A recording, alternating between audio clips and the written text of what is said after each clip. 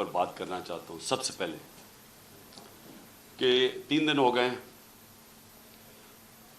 پنجاب کی حکومت بھی ہو رہی ہے, تحریک انصاف کی کولیشن گورنمنٹ ہے, کیو لیگ کی, لیکن اس کے باوجود ابھی تک ہم ایف آئی آر رجسٹر نہیں کروا پائے.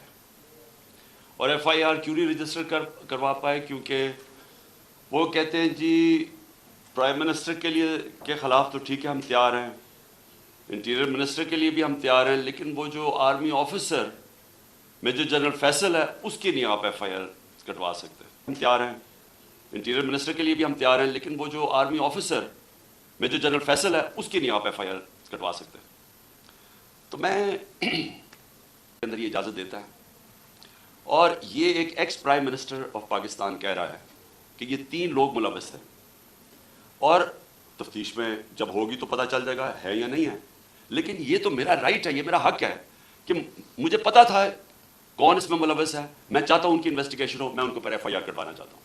یہ کیسے ہو سکتا ہے کہ آگے سے ہماری اپنی پولیس, پنجاب گورنمنٹ کے نیچے, وہ کبھی کوئی وجہ دے دیتے ہیں, پھر سیدھے کئی کہتے ہیں جی اگر آپ نے کروانا ہے تو ہمیں ہٹا کے کسی اور کو اس عہدے پہ بٹھائے جو کہ یہ ایف آئی آر کاٹے. تو میرا سارا یہ جو حقیقی آزادی کا جو مارچ اور یہ جو 26 سال پہلے انصاف کی تحریک چلائی تھی, اس کا مقصد کیا ہے؟ باٹم لائن ایک ہے اس کی کہ کبھی معاشرہ نہ آزاد ہوتا ہے نہ خوشحال ہوتا ہے جدھر قانون کی حکمرانی نہیں ہوتی. اور قانون کی حکمرانی کا مطلب سارے لوگ قانون کے نیچے ہیں جو ہر مہذب معاشرے میں ہوتے ہیں. مجھے ایک بڑی حیرت ہوئی کہ D G I S P R نے اسٹیٹمنٹ دی. اسٹیٹمنٹ کیا دیتے ہیں کہ کیونکہ عمران خان نے ایک فوج کے ایک فرد کے اوپر, ایک آفیسر کے اوپر الزام لگایا, ساری فوج بدنام ہو رہی ہے. یعنی یہ مجھے ذرا حیرت ہے کہ کیا اس کے اوپر ڈی جی صاحب آپ نے کوئی توجہ دی؟ آپ کیا کہہ رہے ہیں؟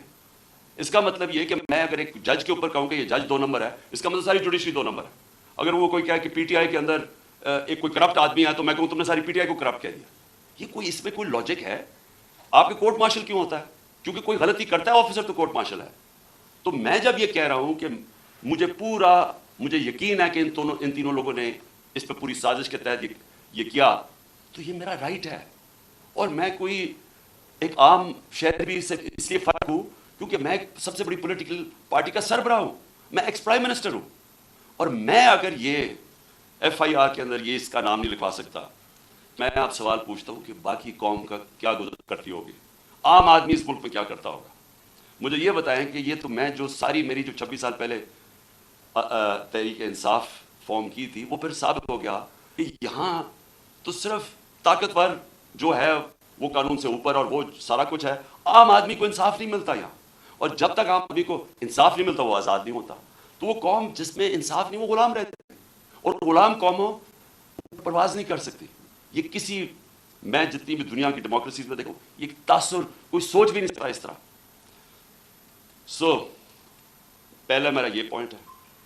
دوسرا میرا پوائنٹ یہ ہے کہ جب یہ ابھی شہباز شریف نے بات کی جوڈیشل کمیشن کی, تو میں ویلکم کرتا ہوں کہ جوڈیشل کمیشن بنا.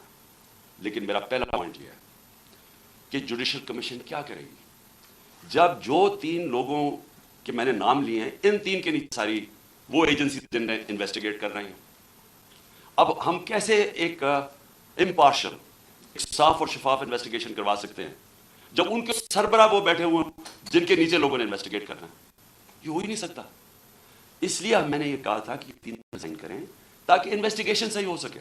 ہو سکتا ہے میں غلط ہوں, لیکن مجھے اس ملک کے اندر ایک صاف اور شفاف انویسٹیگیشن چاہیے.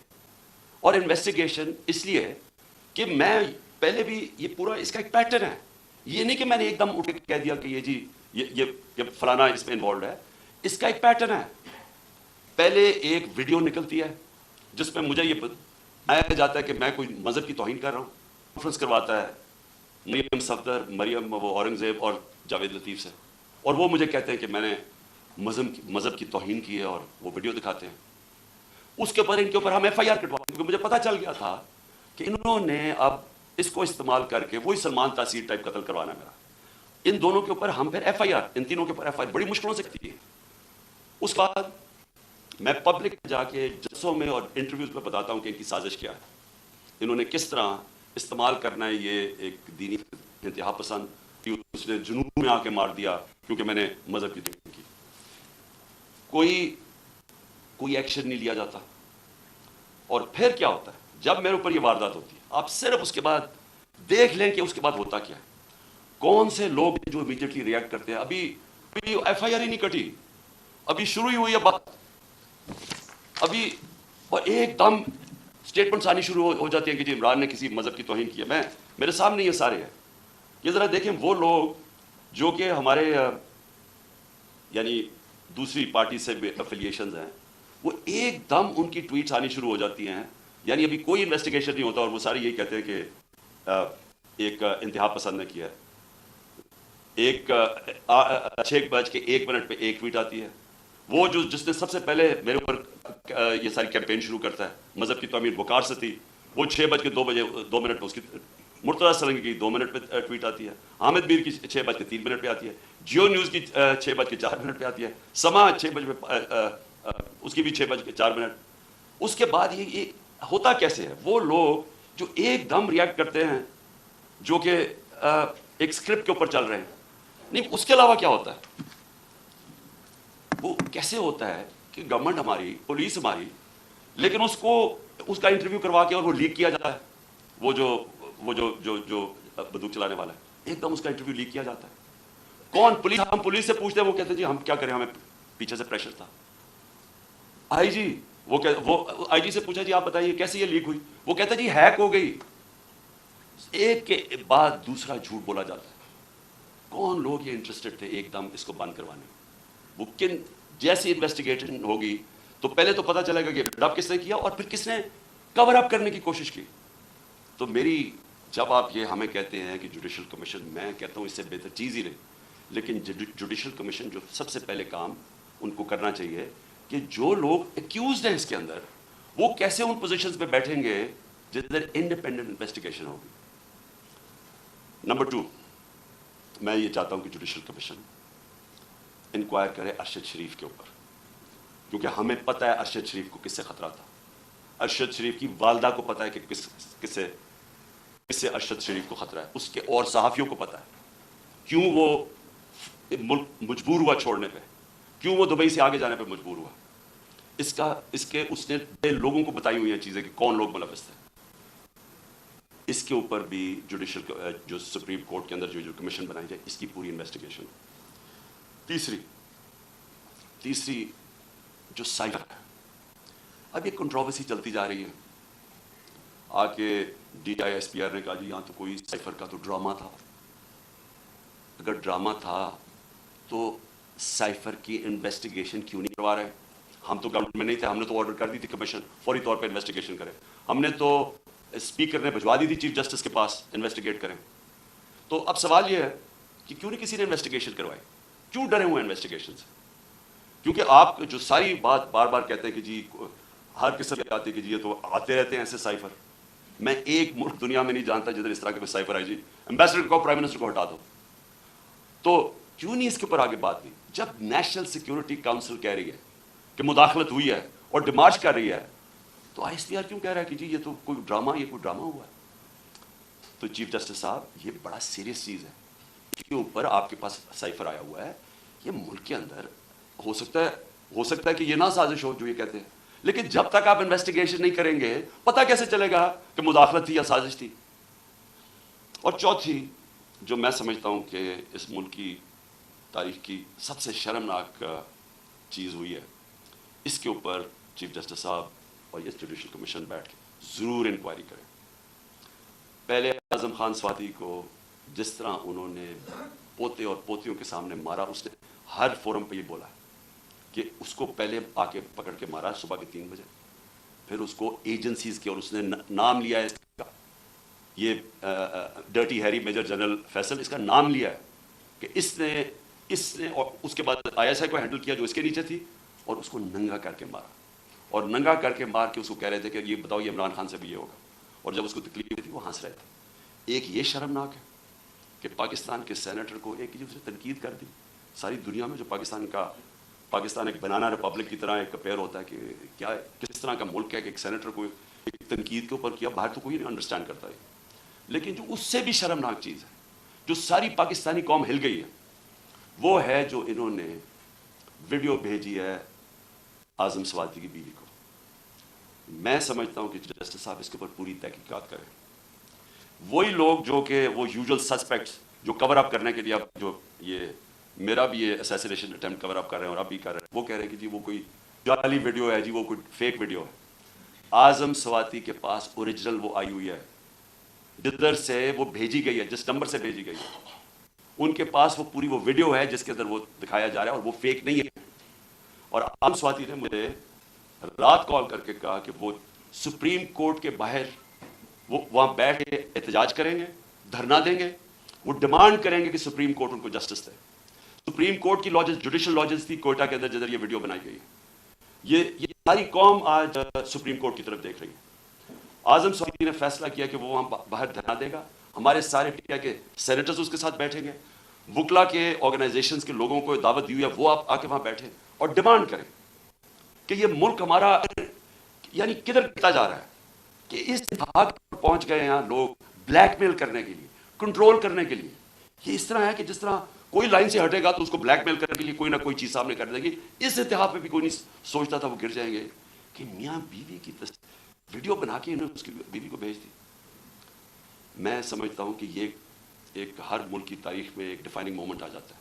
یہ وہ مومنٹ آ گیا پاکستان میں. میری ریکویسٹ یہ ہے کہ سارا جو ہمارا جسٹس سسٹم ہے, جو ہمارا انصاف کا نظام ہے, اس کی پوری ایک کریڈیبلٹی ایٹ سٹیک ہے. اگر اس نے اپنا عزت کرنی ہے پاکستان میں تو اس کو اب کھڑا ہونا پڑے گا کمزور کے ساتھ, رول آف لا امپلیمنٹ کرنا پڑے گا.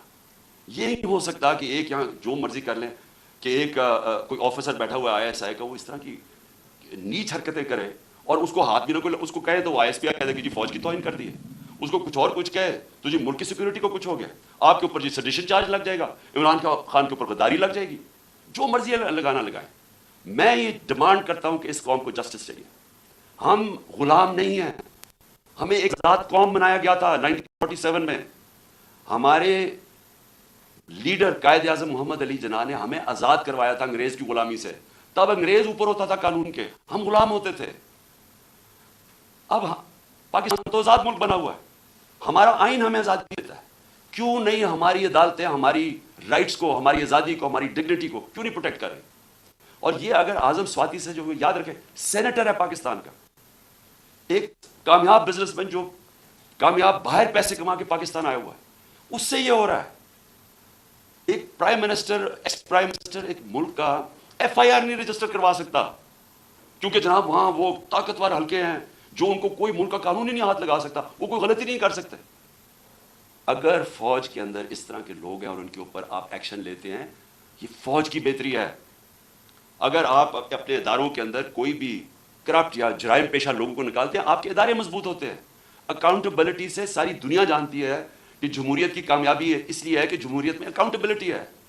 جو ساری برطانیہ کی جمہوریت جو ہم نے اپنائی ہوئی ہے, اس کی بنیاد تھی میگنا کارٹا میں. میگنا کارٹا کیا تھی کہ طاقتور کو بادشاہ کے اوپر بھی قانون لاگو کرو, نہیں تو وہ قانون کے اوپر تھا.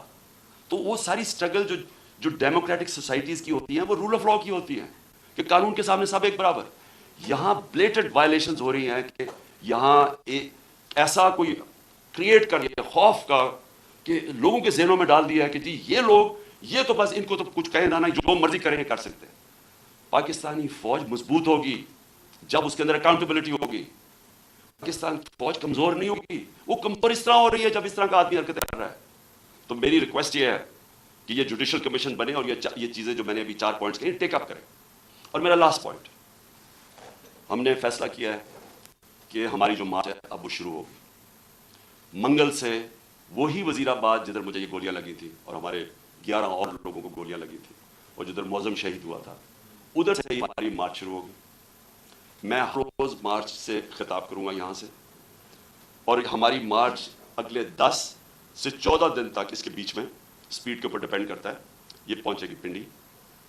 سارے پاکستان سے وہ لوگ اسی ٹائم پہ نکلیں گے کہ ایک ٹائم پہ جب یہ پلان کریں گے 10 اور 14 دن کے بیچ میں پنڈی پہنچنا. میں پنڈی خود ہوں گا, اور ادھر سے سارے پاکستان کی جو لوگ جمع ہوں گے اس مارچ پھر میں لیڈ کروں گا۔ اور میں یہ اپنی ساری قوم کو آج کہنا چاہتا ہوں کہ آپ ساروں نے ایک چیز سمجھ لینی ہے کہ اگر ہم یہ خوف کے اندر آ کے، اور ہم نے یہ جو میں بار بار کہتا ہوں کہ لا الہ الا اللہ، کوئی نہیں ہے خدا سوائے اللہ کے، یہ ہمیں آزاد کرتا ہے، یہ ہمارا کلمہ ہمیں آزاد کرتا ہے۔ آپ جس وقت کسی سے ڈر کے اپنی آزادی کمپرومائز کریں گے، اپنے ضمیر کا سودا کریں گے، میری نظر میں وہ شرک ہے۔ یہ ساری قوم کے لیے ہمیں اب اس وقت سب کو یہ اپنا خوف ہٹانا چاہیے اور بتانا چاہیے کہ ہم انسان ہیں، ہم بھیڑ بکریاں نہیں ہیں۔ ہم یہ قوم پاکستان ایک بڑی خواب کا نام ہے، اور ہم یہ اس طرح کی جو حرکتیں ہو رہی ہیں پاکستان میں، اور جس نے ملک کا سارا پوٹینشل ختم کر دیا ہے کہ ہم آج بیکاریوں کی طرح دنیا میں پھر رہے ہیں، اس کی یہ وجہ نہیں ہے کہ یہاں وسائل نہیں ہیں، اس کی وجہ یہ ہے کہ یہاں انصاف ہی نہیں ہے، اس کی وجہ یہ ہے کہ یہاں رول آف لاء نہیں ہے۔ اور اس لیے یہ وقت ہے حقیقی آزادی لینے کے لیے۔ آپ میرے ساتھ سب آئیں، سارے پہنچے۔ جب میں انشاءاللہ پنڈی سے شروع کروں گا، اپنی پارٹی کو جوائن کروں گا، اپنی جب یہ سب ہماری جی ٹی روڈ سے شاہ محمود قریشی لے کے آ رہے ہوں گے، اور پھر باقی ہمارے لیڈرز پرویز خٹک، کے پی سے، اور سارے ہمارے لیڈرز ایک پورا انسانوں کا سمندر لے کے آ رہے ہوں گے پنڈی، اور پنڈی سے انشاءاللہ میں لیڈ کروں گا، اور اس کے بعد ہم آگے جائیں گے۔ تو میں اپنی قوم کو آخر میں کہنا چاہتا ہوں کہ لا الہ الا اللہ، کوئی نہیں ہے خدا سوائے اللہ کے۔ اس کا فیصلہ ہوتا ہے جب وہ اوپر لے کے جانا ہوتا ہے اس نے، کوئی آپ کو اس سے پہلے نہ اوپر لے جا سکتا ہے۔ اس کا جب فیصلہ ہو جاتا ہے، ایک منٹ آگے نہ پیچھے ہوتا ہے۔ یہ جب آپ کا ایمان ہو جاتا ہے، آپ آزاد ہو جاتے ہیں۔ اس لیے یہ خوف کو ختم کریں کہ ڈرا کے دھمکا کے ہم یہ کر دیں گے، وہ کر دیں گے، اور ساری قوم کو اس طرح بھیڑ بکریوں کی طرح رکھنا، یہ کوئی زندگی نہیں ہے۔ میں بار بار کہہ رہا ہوں کہ میرے لیے غلامی کی زندگی سے بہتر موت ہے، اور میں یہ چاہتا ہوں کہ جب ہم سب یہ اسپرٹ آ جائے